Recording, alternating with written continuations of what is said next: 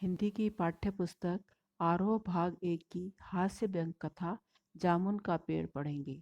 इसके लेखक कृष्णचंद्र जी हैं।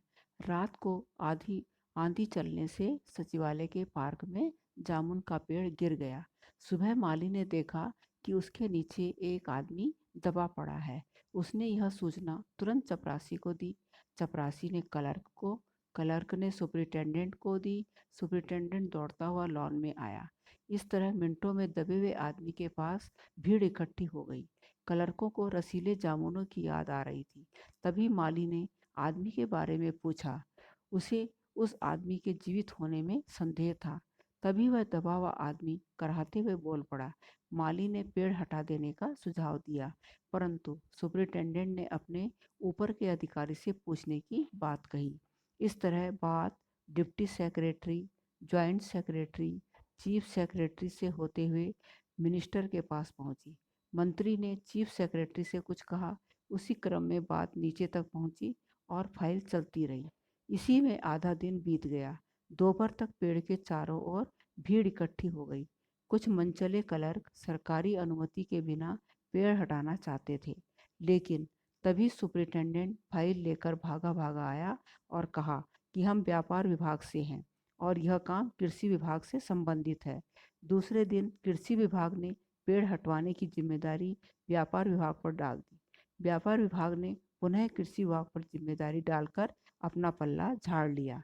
दूसरे दिन भी फाइल चलती रही। शाम को इस मामले को हॉर्टिकल्चर विभाग के पास भेजने का फैसला किया गया, क्योंकि यह फलदार पेड़ था। उसके चारों ओर पुलिस का पहरा था। मगर एक पुलिस कांस्टेबल ने माली को दबे हुए आदमी को खाना खिलाने की इजाज़त दे दी। माली ने दबे हुए आदमी से उसके परिवार के बारे में पूछा तो उसने स्वयं को लावारिस बताया।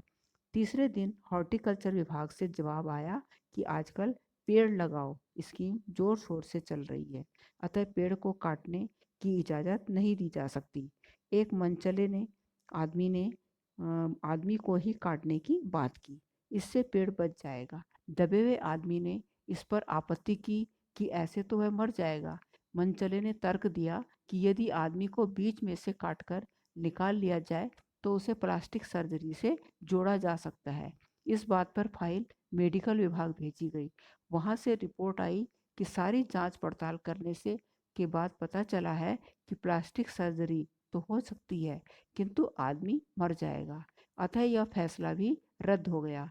रात को माली ने दबे हुए आदमी को खिचड़ी खिलाई और बताया कि कल सेक्रेटरियों की मीटिंग में केस सुलझने के आसार हैं। दबे हुए आदमी ने विभागों की लेट लतीफ़ी को देखकर एक शेर सुनाया। ये तो माना कि तगाफुल न करोगे, लेकिन खाक हो जाएंगे हम तुमको खबर होने तक। यह सुनकर माली हैरान हो गया। आदमी के शायर होने की बात पूरे शहर में फैल गई और तरह तरह के कवि व शायर वहां इकट्ठे हो गए। अब यह मामला कल्चरल विभाग को सौंप दिया गया। साहित्य अकादमी का सचिव उसी समय उस आदमी का इंटरव्यू लेने पहुंचा। दबे हुए आदमी ने बताया कि उसका उपनाम ओश है तथा कुछ दिन पहले ही उसका लिखा हुआ ओश के फूल गद्य संग्रह प्रकाशित हुआ है। सचिव ने आश्चर्य जताया कि इतना बड़ा कवि उसकी अकादमी का सदस्य नहीं है। आदमी को पेड़ के नीचे से निकालने का आश्वासन देकर वह चला गया। अगले दिन सचिव ने उसे साहित्य अकादमी का सदस्य चुने जाने की बधाई दी तथा उसे पेड़ के नीचे से निकालने में अपनी असमर्थता जताई और कहा कि पेड़ काटने का काम आरी कुल्हाड़ी से होगा, इसलिए वन विभाग को लिख दिया गया है। शाम को माली ने बताया कि कल वन विभाग वाले पेड़ काट देंगे। दबे हुए आदमी का स्वास्थ्य जवाब दे रहा था। अगले दिन वन विभाग वाले आरी कुल्हाड़ी लेकर आए तो विदेश विभाग के आदेश से यह कार्य रोक दिया गया। वास्तव में यह पेड़ पिटोनिया राज्य के प्रधानमंत्री ने सचिवालय में 10 साल पहले लगाया था। पेड़ काटने से दोनों देशों के संबंध खराब हो जाएंगे।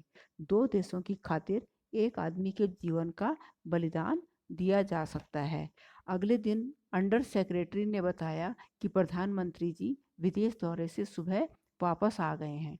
शाम के 5 बजे स्वयं सुपरिटेंडेंट कवि की फाइल लेकर आया और चिल्लाया कि प्रधानमंत्री ने सारी जिम्मेदारी स्वयं पर लेते हुए पेड़ काटने की अनुमति दे दी। कल यह पेड़ काट दिया जाएगा।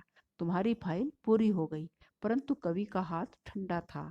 आंखों की पुतलियां निर्जीव और चींटियों की एक लंबी कतार उसके मुंह में जा रही थी, क्योंकि उसके जीवन की फाइल भी पूरी हो चुकी थी।